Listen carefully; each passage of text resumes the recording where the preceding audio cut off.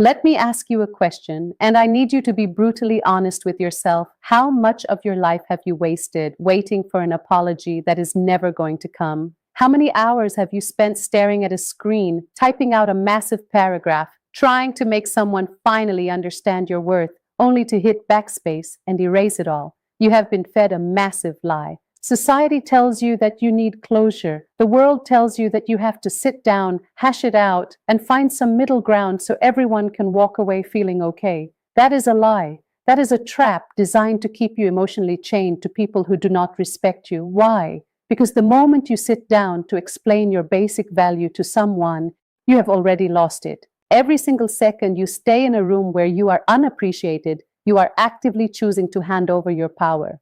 You are bleeding out your self-respect drop by drop and hoping the person holding the knife is going to hand you a bandage. They won't. Right now, you are losing your peace. You are losing your focus. You're losing sleep over someone who's sleeping perfectly fine. But today that stops. Today we change the dynamic completely. I am going to show you exactly how to flip the script. I am going to show you why removing yourself from the equation is the most devastating, ego-crushing move you can make. Not for them, not for revenge, but for you. We are going to build a fortress around your mind. By the time we are done, you will understand exactly how to walk away, keep your dignity, and watch their illusion of control shatter into a million pieces. Here is the absolute baseline. Here is the core rule you must carve into your mind from this moment forward. Silence is not the absence of a response. Silence is the most deafening, calculating, and intimidating response you can possibly deliver. We are conditioned to react. Someone attacks your character, someone ignores your boundaries, or someone tries to belittle you, and your immediate instinct is to fight back. You want to correct the record. You want to stand up and scream, "Look at what I did for you. Look at how hard I tried."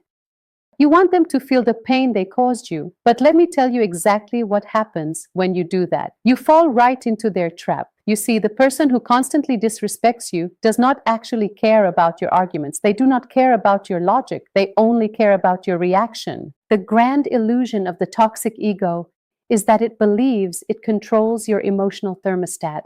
When you argue, when you cry, when you send that long text message at 2 in the morning, you are validating their existence. You are looking them dead in the eye and saying, "You matter so much to me that I'm willing to tear myself apart just to get you to notice me." That is a slow, agonizing collapse of your own self-worth. You are trying to rationalize with the irrational. You are trying to play chess with a pigeon. It does not matter how brilliant your moves are. The pigeon is just going to knock over the pieces, ruin the board, and strut around like it won.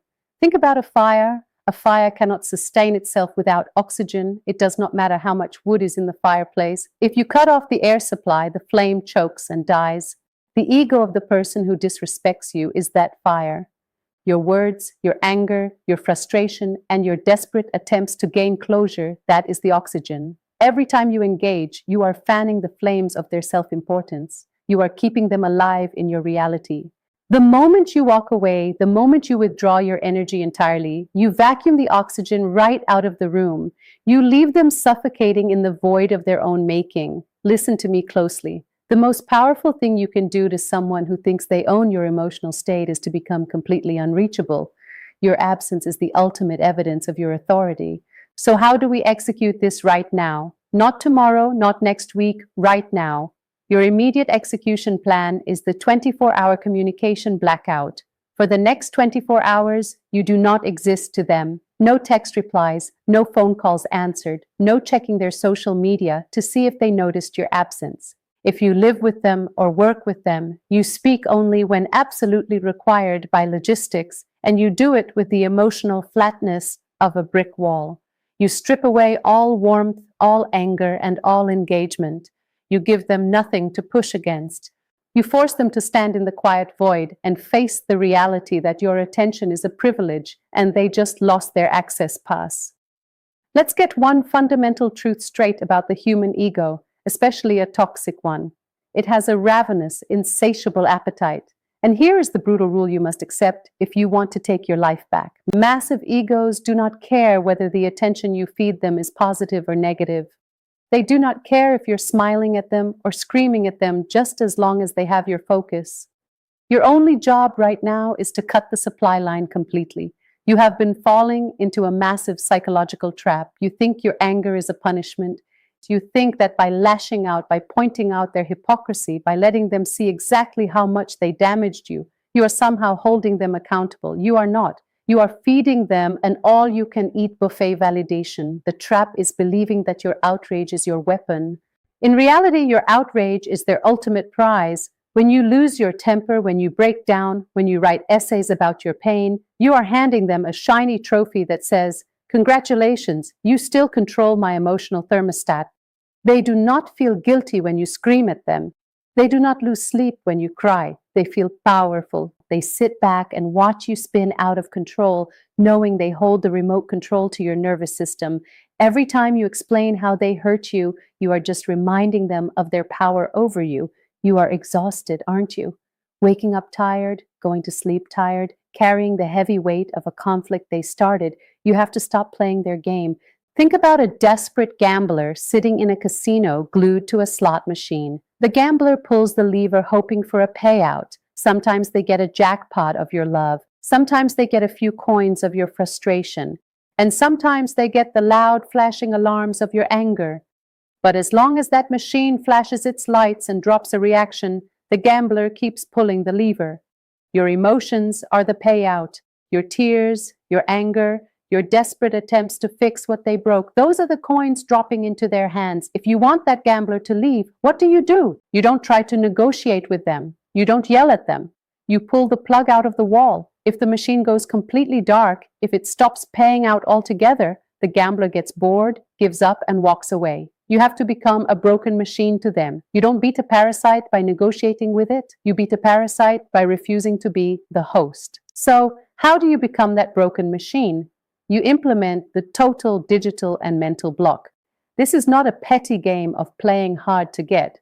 This is a permanent eviction notice. Today, right now, you completely remove their access to your reality.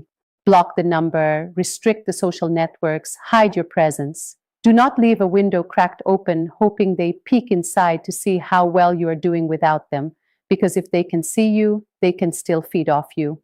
If they can watch your stories, if they can monitor your movements, they still have a hook in your jaw. Cut the line. Take your life completely dark to them. Let them stare at a blank screen. Let them panic in the dark, wondering what happened to the person who used to bend over backward for their validation. Shut the door, lock it, and do not look back. Let's talk about the most valuable thing you possess. It is not your bank account. It is not your car. It is not the title on your resume. It is your attention, your focus, your energy, and the hours of your day. These are the most expensive, non-renewable assets you own in this life. Here is the uncompromising core rule you have to adopt today. Your attention is premium currency, and you must stop spending it on cheap people. We get caught in a vicious cycle. You look at the situation, you look at the person who is dragging you down, and you tell yourself you cannot leave. Why? Because you have already given them 3 years, 5 years, or a decade of your life. You have compromised, you have sacrificed, and you have built a massive history together. This is the ultimate psychological trap. It is the sunk cost fallacy.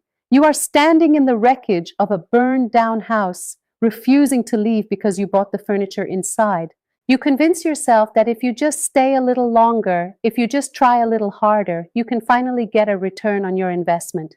But the reality is far more brutal. You are not saving the dynamic. You are bankrupting your future. You are sacrificing the next 10 years of your peace just to validate the last 10 years of your pain. Imagine walking into a bank right now. You walk up to the teller, withdraw your entire life savings in crisp $100 bills, dump them on the lobby floor, and set them on fire. You would call that absolute insanity. You would say that person has completely lost their mind. But I am telling you right now, that is exactly what you are doing. Every single time you sit in your room obsessing over someone who disrespects you, time is the only currency in the universe that you cannot print more of.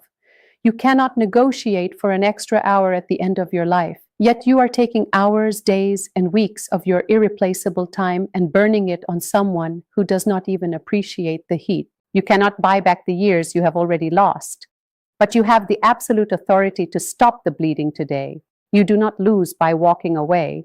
You lose by staying in a room where your value is completely invisible. So how do we take that currency back? We execute the aggressive pivot. This is your action plan. The human brain abhors a vacuum. If you just sit there trying not to think about them, you will fail. The moment you feel the urge to check their profile, the moment you catch yourself replaying an old argument in your head, you must forcefully redirect that capital. Take out a piece of paper right now. Write down one high return metric for your own life that you have neglected. Maybe it is your physical health, your business, or a skill you abandoned.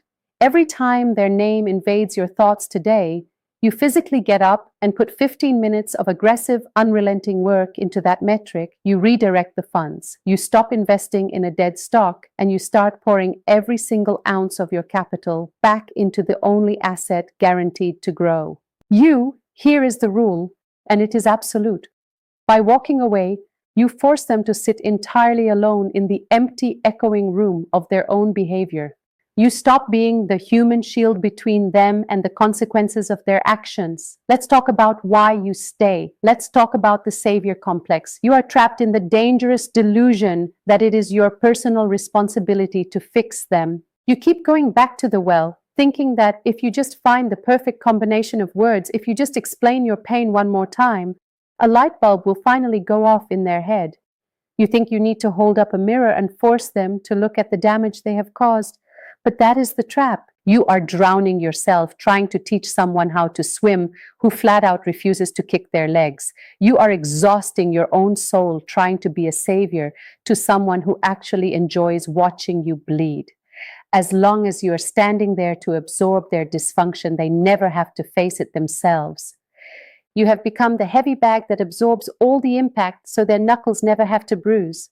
They don't have to look in the mirror because they are too busy watching you break.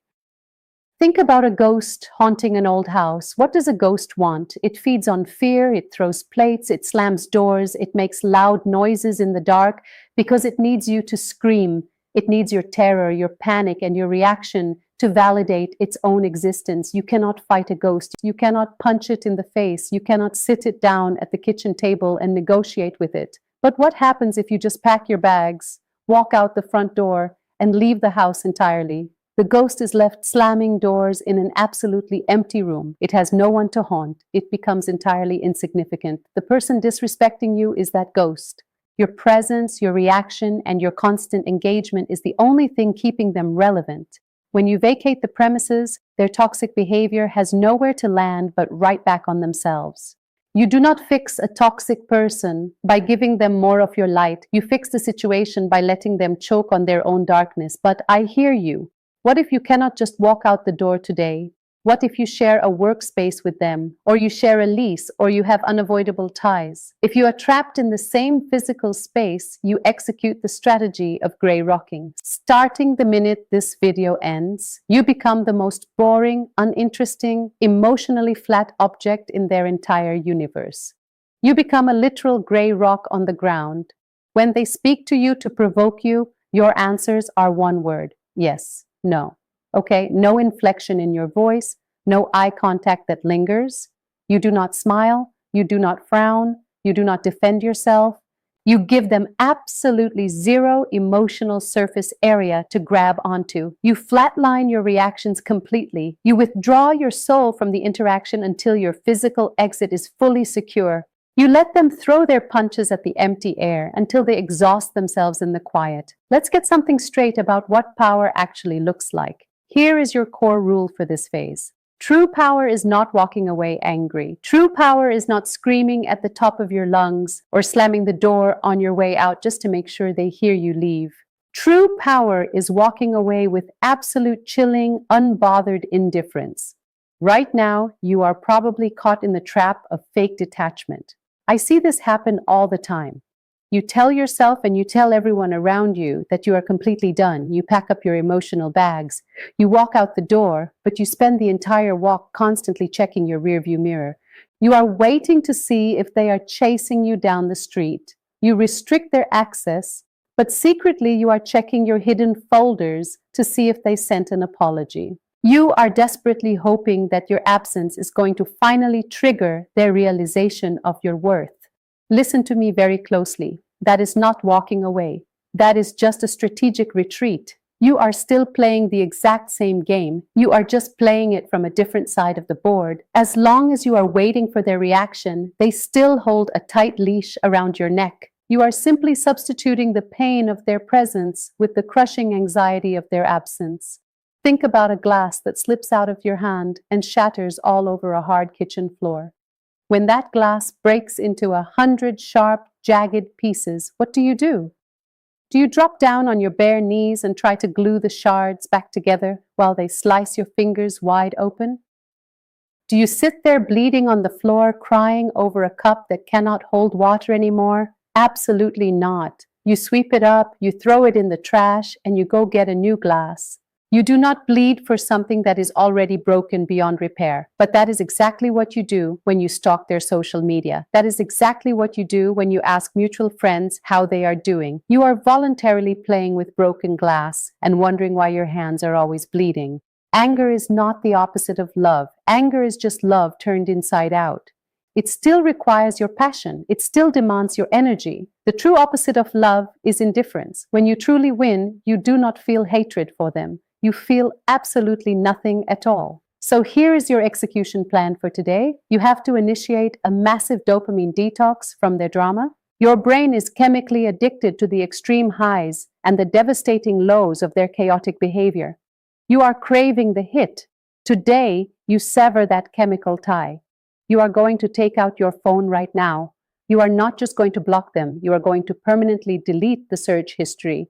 You are going to delete the old text threads so you cannot scroll up and read them at 3 o'clock in the morning when you feel weak. You have to destroy the muscle memory of checking up on them.